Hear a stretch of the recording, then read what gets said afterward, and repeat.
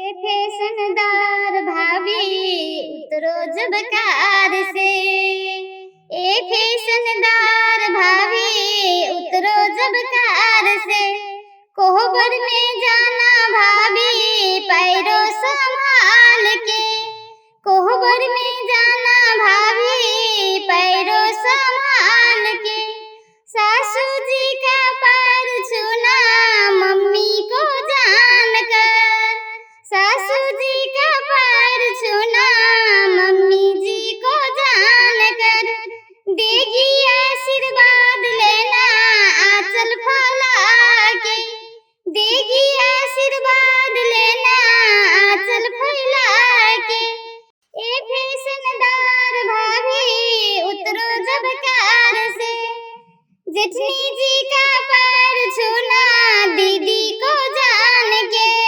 जेठनी जी का पैर छूना दीदी को जान कर। देगी आशीर्वाद लेना आंचल फैला के। देगी आशीर्वाद लेना आंचल फैला के। ए फैशनदार भाभी उतरो जब कार से। ए फैशनदार भाभी उतरो जब कार से। नंदी को पैर छूना भाभी को जान कर। नंदी को पैर छूना भाभी को जान कर।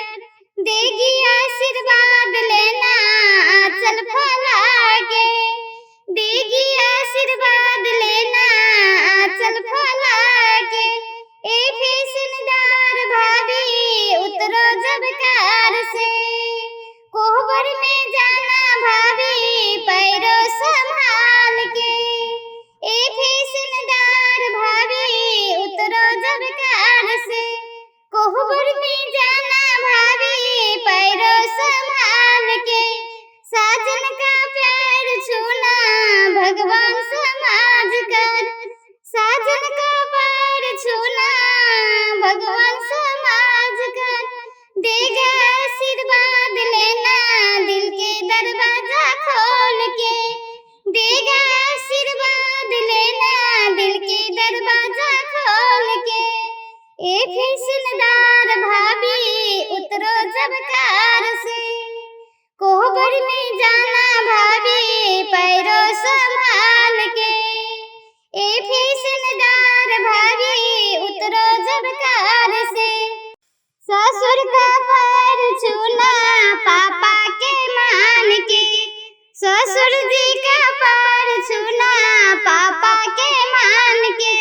देगा आशीर्वाद लेना आंचल फैला के। देगा आशीर्वाद लेना आंचल फैला के। ए फैशनदार भाभी उतरो जब कार